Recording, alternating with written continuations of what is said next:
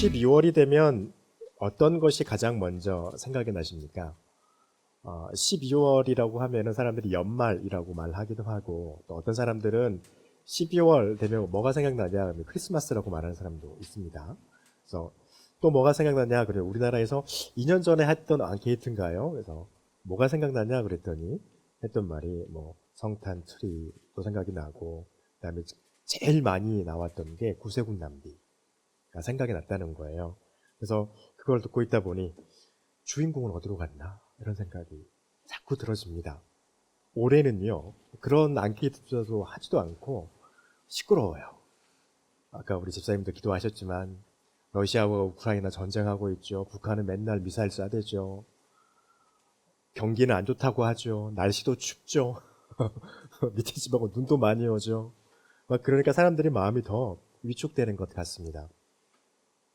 그래서 하나님께서 우리를 위해서 이 땅에 오신 정말 귀하고 복된 달이고 복된 날이 속해 있는 12월인데 야, 이렇게 매번 일어나 이런 생각이 드니까 씁쓸했습니다. 여러분, 예수님께서 태어나실 2000년 전 그때는 어땠을까요? 분위기가. 그때나 지금이나 별반 다르지 않더라고요. 오늘 2장 1절과 2절에 보면 그렇게 돼 있죠. 가이사 아구스가 영을 내려서 천하에 호적을 했다. 그리고 2절에 보니까 호적을 할 때 수리아라고 하는 지역이 원래 이스라엘은 수리아 지역이 아니거든요. 그런데 로마가 막 행정구역을 막 개편하기 시작하는 거예요. 행정구역을 개편하면 참 시끄럽죠. 저희 나라도 행정구역을 바꾸면은 엄청 시끄럽고요. 막 국회의원들이 절대 안 된다 데모를 하잖아요. 하지 말으라고. 우리가 봤을 땐 저거 하면 편할 것 같은데 자기들 하지 말라고 막 몇 해 전에 그랬었죠. 그런데 옛날 그때 예수님이 태어나신 그때도요. 막 이렇게 행정구역이 개편되고 통합되고 나눠지고 막 이러면서 막 총독이 바뀌고 새로 오고 막 정치적으로도 정신이 없었던 때였던 겁니다. 거기에다 호적하래요. 호적은 뭐냐면 요즘 말로 말하면 등록하라는 거죠. 왜 했을까? 학자들이 쭉 따져보니까 로마가 요즘 말로 나라 재정에 돈을 많이 불려야겠어요. 근데 누가 태어났는지 누가 죽었는지 모르겠는 거예요. 그러니까 다시 와가지고 다 등록해라. 이유는 한 가지예요. 내가 점령한 이 지역의 사람들이 잘 살고 있는지를 보는 게 아니라 누가 살았는지 봐서 이 사람들을 통해서 국세를 걷기 위함이었습니다. 그래서 호적하라고 이제 그 각 지방 단체의 총독들이죠. 여기 이 자리에 나와 있는 대로 총독들에게 명령을 내리는 거죠. 그래서 네가 맡고 있는 그 지역에서 세금이 얼마가 나올지 계산해서 보고해라. 이러니까 이제 다 한 거죠. 근데 좀 특이한 게 있습니다. 보통 다른 이런 유럽 쪽에 있는 그런 사람들은요, 거기서 그냥 호적하면 나 살았다라고, 나 여기 살아요라고 신고하면 되는데, 유대인들은요, 유독 좀 특이한 습관이 있어요. 그래서 오늘 요셉과 마리아도 굳이 이동을 하게 됩니다. 이동 안 해도 되는데. 왜 그랬냐면요, 이 유대인들은 여러분도 아실 거예요. 우리가 루시라고 하는 여인 생각나시죠? 그 여인이 이제 나옴이라고 하는 그 여인이 예루살렘에 사는 가정이었는데 다른 이방 지역으로 갔다가 거기서 남편 죽고 아들 죽고 해가지고 며느리하고 둘이 나오잖아요. 다시 옵니다. 자기 원래 살았던 고향으로 와서 거기서 기업을 찾는다는 말이 나와요.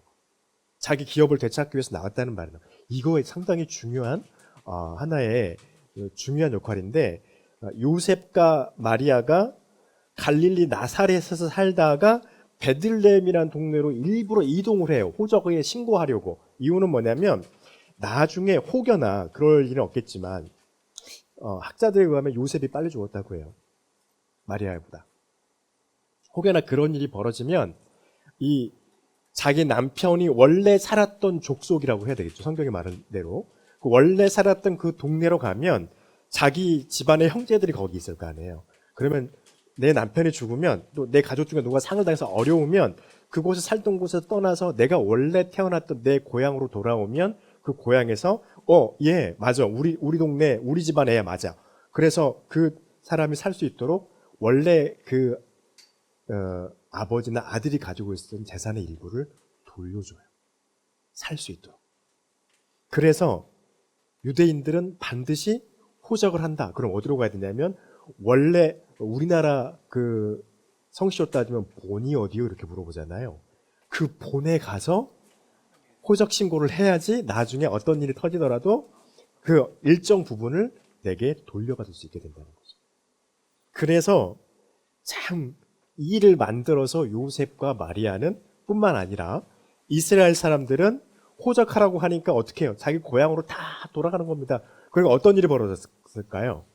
우리나라 추석과 설처럼 민족 대이동이 벌어진 거예요. 그러니까 엄청 시끌시끌시끌하죠.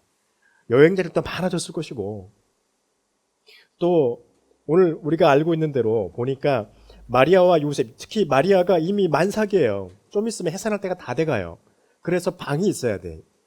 근데 방이 없어요. 정말 방이 없었을까요? 학자들이 연구를 해보니까 실제로 방은 있었을 수도 있다는 거예요. 방은 있었을 수도 있으되 다만 혹 이 여인이 출산을 하게 되면 그 출산한 그 아이까지 감당할 수 있는 그러한 그 요즘은 뭐 모텔이나 호텔이나 이런 숙박시설이 우리나라는 참 좋잖아요. 다 독립돼 있고 하는데 그때는 그렇게까지는 돼 있지 않으니까. 그래서 그것까지는 할 수 없어서 결국엔 간 곳이 마구간이었죠. 그런 상황이었습니다. 그러니까 요즘이나 주님께서 하나님께서 육신을 입고 우리에게 오시는 그 2000년 당시에 오늘이나 세상의 정세는요 똑같았다는 겁니다. 시끌시끌하고요. 그리고 세상에서 소위 핵심에 있는 리더들도 뭐 예수님 태어나든지 뭐 하든지 메시아가 오든지 말든지 별 관심이 없어요.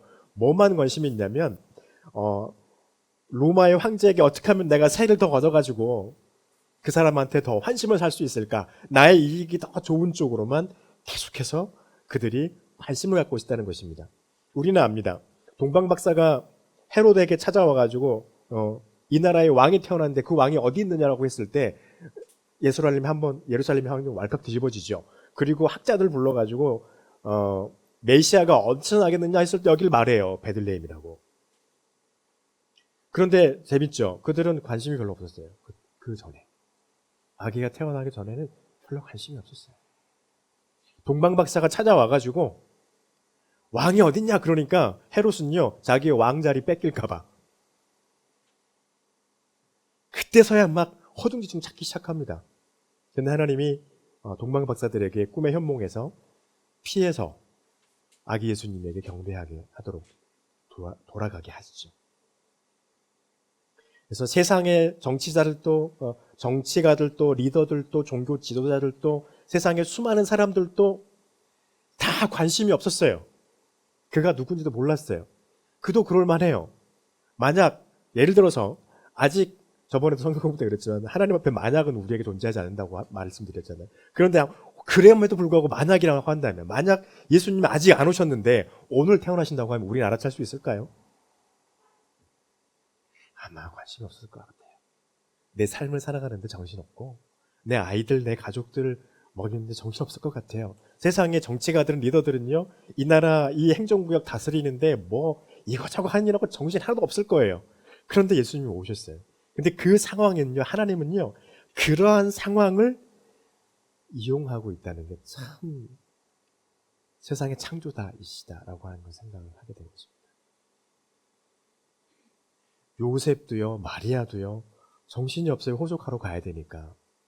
그런데 세상의 사람들도 그래요. 그런데 하나님은 그 시끄럽고 어지러운 그 세상의 분위기를 이용하셔서 누가 태어나게 하셨습니까?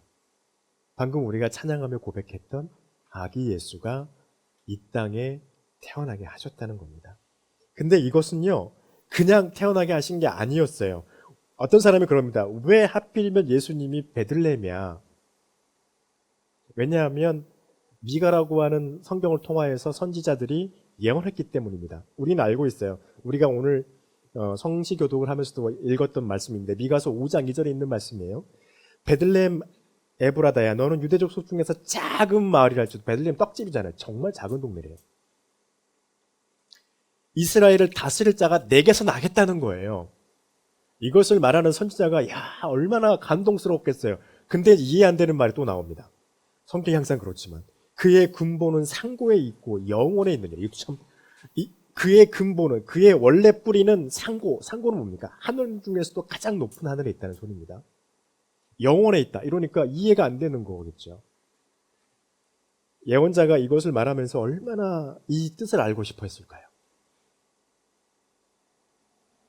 이스라엘을 다스릴 자가 베들레헴에서 날 건데 그 사람의 뿌리는 상고에 있고 영혼에 있느니라. 이 땅에 있지 않다는 것이죠.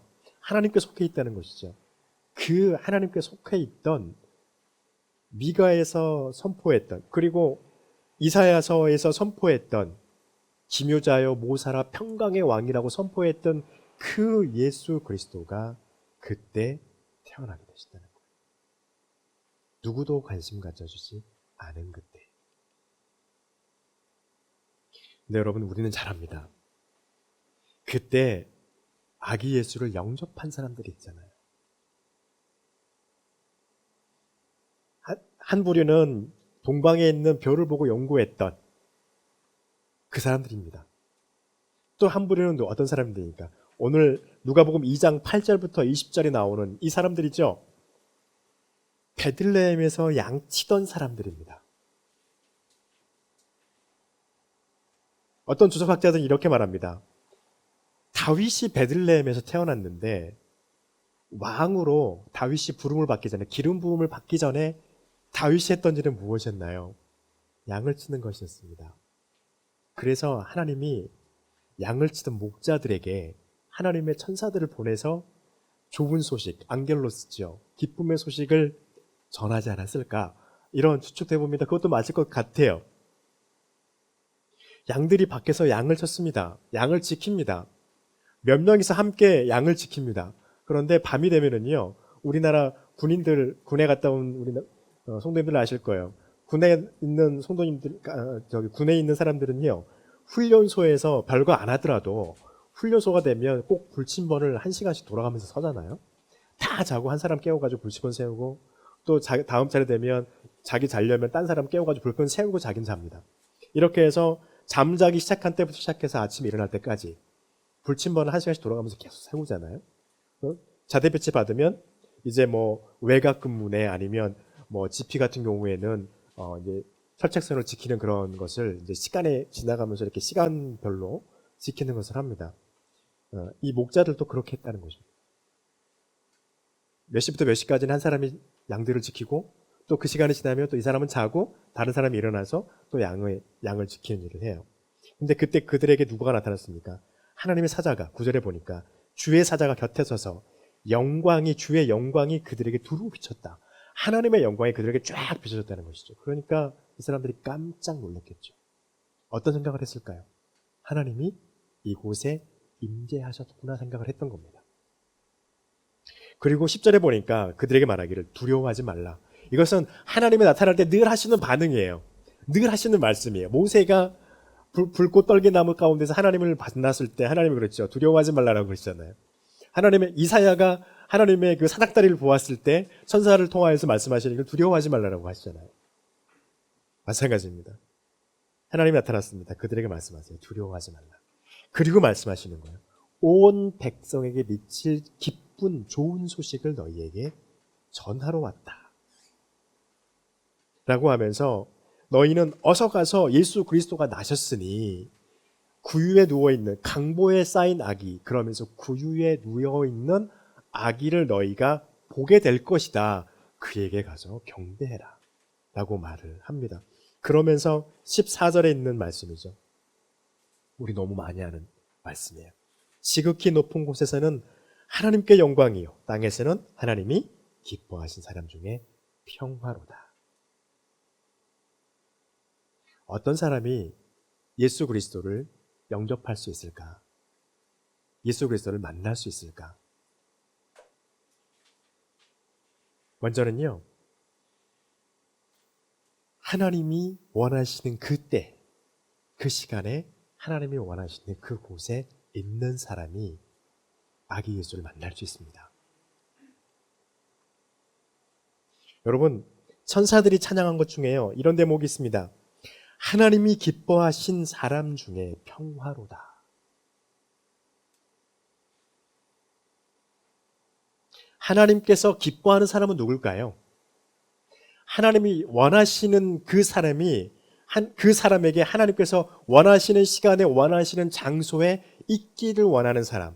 근데 그 말씀이 우리에게 들려졌을 때 하나님께서 원하시는 그 시간과 그곳에 있는 그 사람은 하나님께서 기뻐하는 사람인 것입니다.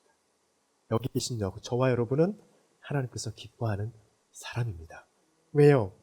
하나님이 원하시는 이 시간에 하나님께서 원하시는 이곳에 여러분이 와 계시기 때문입니다.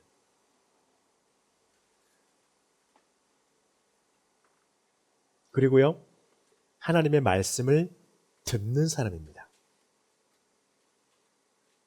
여러분, 목자들은 누구의 말을 듣고 있습니까? 천사들의 말이지만 이것은 하나님께서 천사를 통하여서 그들에게 말씀하고 있는 말씀이에요. 하나님의 말씀이에요. 그리고 그걸로 끝나지 않죠. 그것을 확인하는 사람들이었습니다. 15절 이하에 보면 어떡합니까? 천사들이 이제 찬양을 하고 그들에게 복음을 알리고 호련히 하늘 위로 싹 올라갑니다. 그리고 난 이후에는요,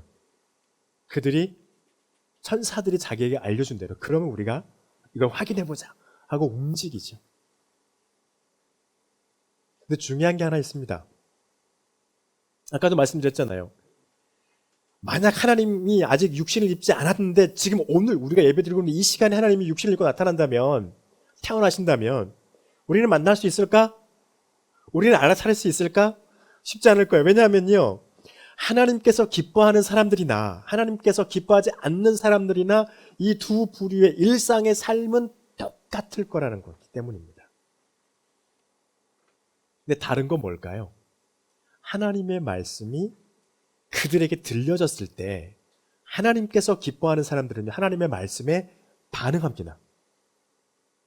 그 말씀에 꿈틀해요. 그래서 그 소리가 들려졌을 때 우리는 준비했다가 그것을 실행하고 확인하려고 합니다. 마태복음 25장 1절부터 13절에서 예수님께서 우리에게 참 좋은 예로 말씀해 주셨어요. 신랑을 맞이하는 10명의 처녀가 있습니다. 각각 등불을 준비하고 그 혼인잔치집에 들어가기 위해서 대문 밖에서 기다리죠. 그런데 5 처녀는 예비 기름을 준비했고 5 처녀는 그렇지 않았어요. 첫 번째 다른 점이죠. 그러나 같은 모습은 무엇일까요? 신랑이 빨리 와야 되는데 자꾸 지체가 돼요. 그러니까 어떻게 됐습니까? 우리가 잘 알고 있는 것처럼 다 잠이 듭니다. 준비했던 사람도 잠들고 준비 안 했던 사람도 잠들어요. 한참 자고 있는데 사람들이 갑자기 막 소리를 지르는 거죠. 신랑이 오고 있어! 라고 하니까 5명, 10명 다 이제 막 깨는 거죠. 깨가지고 야 이제 드디어 오니까 이제 신랑을 맞이하기 위해서 내 등불을 꺼지지 않도록 잘 관리를 해야겠는데 5명은 기름이 없는 거예요. 기름이 다 돼가는데 등잔에 와가지고 그렇게 말하잖아요. 너네 거 좀 빌려줘 이랬더니 그 5명의 처녀가 그러죠. 너네 빌려줬다가 내 등불까지 꺼지면 어떡해. 안 돼. 매몰차죠 조금. 근데 그렇게 해야만 합니다. 왜냐하면 안 그러면 자기 못 들어가니까. 그리고 이 5명의 등불은 꺼져지지 않았고요. 5명의 처녀들의 등불은 꺼져서 이들은 신랑과 함께 혼인잔치집에 들어가지 못했다라고 기록을 하고 있죠. 여러분, 우리의 삶은요, 똑같이 잠들어요. 언제요? 예수님이 오실 거야. 우리 선포되어서 알잖아요? 주님이 오실 거라고 선포되어서 우리는 그걸 알고 있어요. 그런데 아직 오시지 않고 계세요. 이 기간이 어떤 겁니까? 똑같이 우리는 잠들 수 있는 기간인 거예요. 그러나 예비 기름을 준비했다는 건 어떤 걸까요? 하나님이 원하시는 그 시간에 그곳에서 무엇을 하는 사람입니까?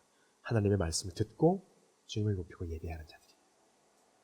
이 자들은, 이러한 사람들은 5명의 슬기로운 처녀와 같이 계속해서 우리는 뭐 하고 있는 건가요? 주님 앞에서 내 등이 꺼지지 않도록 기름을 보충하고 있는 중.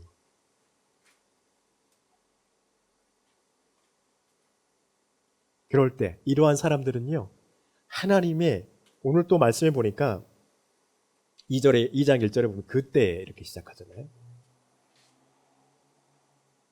6절에 보니까 또 이렇게 됐죠. 거기에 있을 때 해산이 날이 차서 이렇게 하잖아요. 시간이 다 됐다는 거예요. 이것은 무엇을 의미하는 걸까요? 하나님께서 이제 일하실 때가 되었다는 겁니다. 그 때가 되었을 때 우리가 하나님이 원하시는 시간과 장소에 하나님의 말씀을 듣고 있다면 하나님이 역사하시는 그것을, 하나님의 역사를 우리는 묵도할 수 있다는 겁니다. 그리고요, 이들은 어떻게 했습니까? 15절 이하에서 20절까지 보니까 16절에 보면은요, 빨리 가서 라고 돼 있죠. 빨리라는 말이 우리나라 사람들 참 좋아하는 말입니다. 빨리빨리. 그래서 우리나라 전화번호, 국제번호도 828이에요. 082 이렇게 됩니다. 국제번호도 8이죠. 그래서 우리나라 사람들은 빨리를 좋아해요. 근데 이 사람들도 빨리라고 말합니다. 이건 뭔가 뭘 말씀하고 있는 건가요? 하나님께서 천사를 통해서 말씀하신 그것을 내가 가서 빨리 확인해 봐야겠다는 거예요. 속히 그것을 실행하고 있는 것입니다.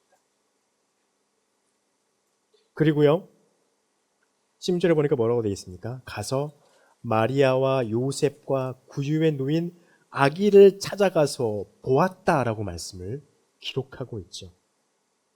여기서 중요한 것은요, 집중하고 보고 있는 것은 마리아도 아니에요. 요셉도 아니에요. 누구입니까? 강보에 쌓여서 구유에 누여있는 아기입니다. 왜냐하면 천사들이 그들에게 와서 너희에게 이것이 표적이 되리라. 아기를 볼 것인데 12절에 그러시잖아요. 강보에 쌓여서 구유에 누워있는 아기를 볼 것인데 그것이 너희에게 표적이 되리라. 표적은 여러분 무엇입니까? 하나님께서 너희에게 기적을 보이실 무엇인가를 알게 될 것이다 라고 하는 것이었죠. 아기를 보면 하나님의 역사가 이제 이루어질 것을 너희가 보게 될 것이다 라였습니다. 그래서 그들은요, 강보에 쌓여서 구유에 누워있는 아기를 보러 갔습니다. 그런데 그 아기가 어떤 아기냐면요, 천의 고아가 아니었어요. 누구냐면 엄마도 있고 아빠도 있는, 가족이 있는 아이였습니다.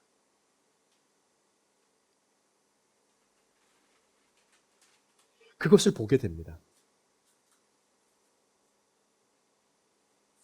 그리고 난 다음에 그들은 어떻게 했냐면요, 아기를 발견하고 난 다음에 18절에 보니까 듣는 자가 다 목자들이 그들에게 말하는 것을 듣고 놀라게 여겼다는 거예요.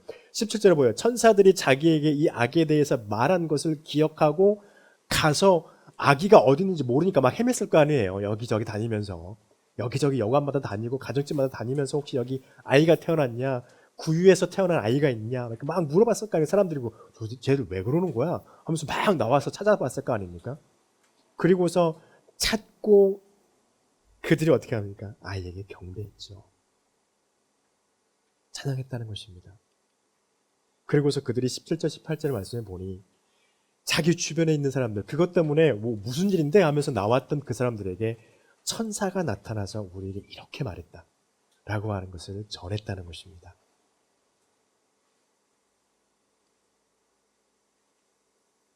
그리고 20절에 보니까요, 목자들은 자기들에게 이르던 바와 같이 듣고 본 그것으로 인하여서, 듣고 본 그것으로 인하여서 어떤 겁니까?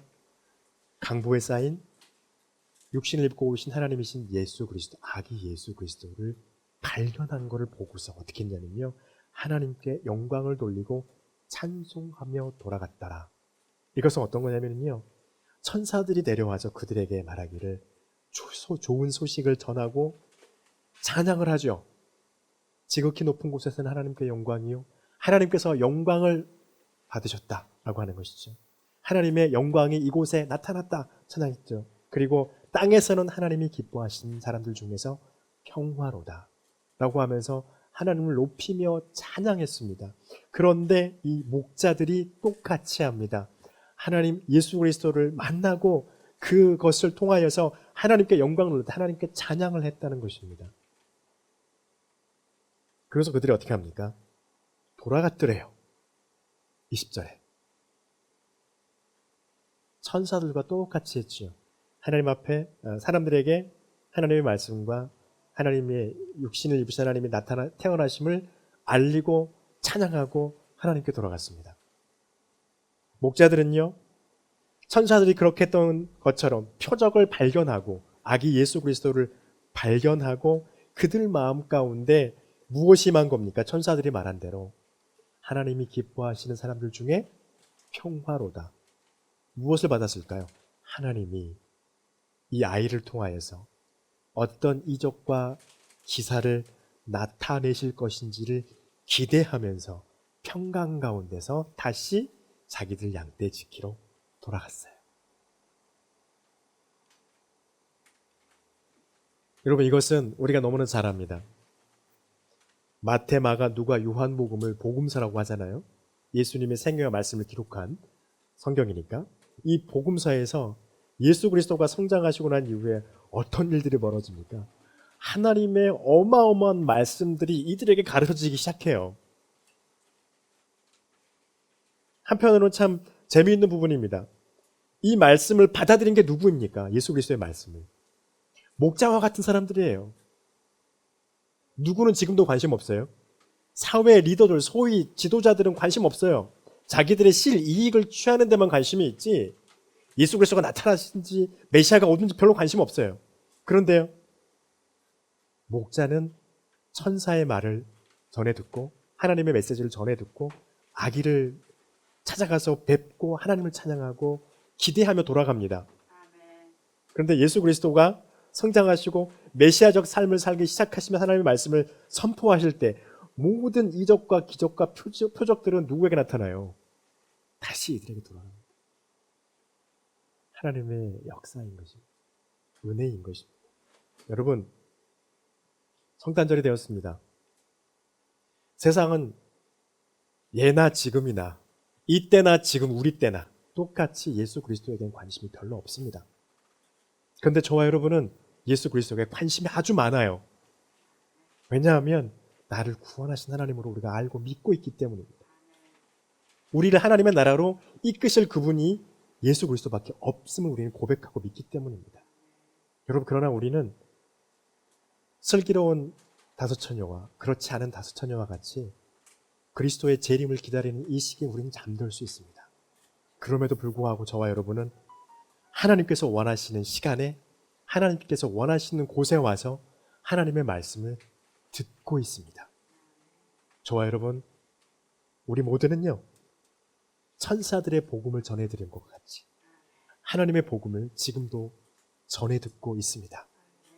그래서 하나님께서 하나님의 일을 행하실 그 때가 됐을 때 저와 여러분이 지금 목자들이 하나님의 표적을 발견하고 그들이 기뻐하고 하나님을 찬양하면서 하나님의 역사하실 그들의 삶 가운데서 보여주실 표적과 이적을 기대하면서 기쁨과 평화 가운데 자기 자리로 돌아갔던 것처럼 우리의 생활 속에서 하나님의 말씀으로 인해서 하나님이 주신 이적과 기사를 또 하나님의 역사를 기대하는 그 마음 가운데 여러분의 삶 가운데 주님이 태어나심을 말씀하시던 선지자의 말처럼 평강의 왕의 그 평강이 저와 여러분의 삶 가운데 충만하기를, 또 우리는 예수 그리스도를 발견하고 그분만 집중하여 바라볼 수 있기를 축복합니다. 기도하겠습니다.